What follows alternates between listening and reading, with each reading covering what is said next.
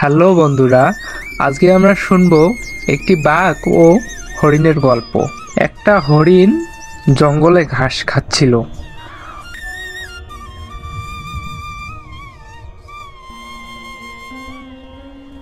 হঠাৎ তাকে একটা বাঘ আক্রমণ করলো।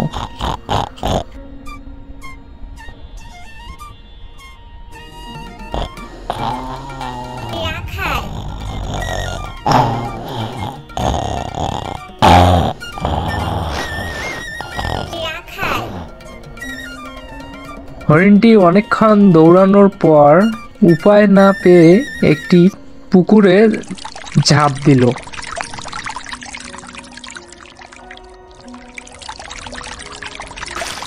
পুকুরটিতে ছিল অনেক পানি। হরিণটির পিছন পিছন বাঘটিও ঝাঁপ দিল।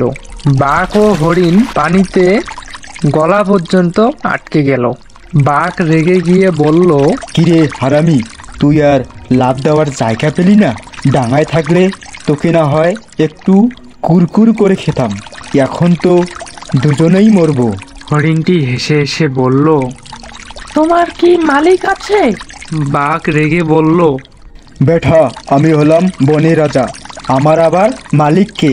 আমি নিজেই তো বনের মালিক। আমার আবার মালিক কে? আমি নিজেই তো বনের মালিক। হরিণটি বলল, তুমি ওখানেই দুর্বল, একটু পরে আমার মালিক আসবে, এসে আমাকে এখান থেকে তুলে নিয়ে যাবে আর তোমাকে পিটিয়ে মারবে। আমার মালিককে আগে আসতে দাও।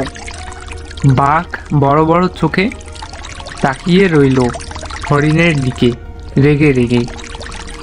ঠিক সন্ধ্যাবেলা হরিণটির মালিক এসে একটি লাঠি দিয়ে বাঘটির মাথায় মেরে মাথা ফাটিয়ে দিল এবং মেরে ফেলল।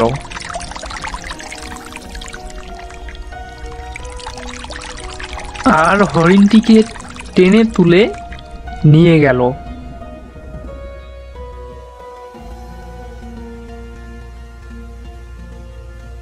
হরিণটি তখন হাসতে হাসতে বাড়ি চলে গেল এবং বাঘটি একা একা মরে পড়ে রইল সেই পুকুরে।